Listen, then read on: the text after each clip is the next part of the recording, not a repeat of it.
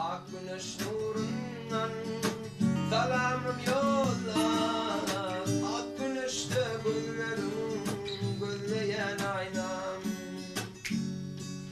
Dinle lelem ayçak sözümü, yöne yolda koyma gözümü.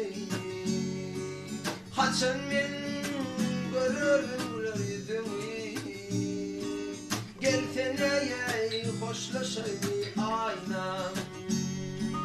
Haçan men görürler yüzümü, gelsene ey hoşlaşayım aynam.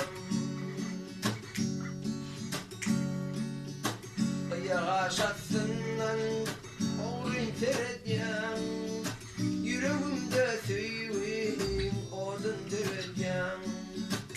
Yağış atsından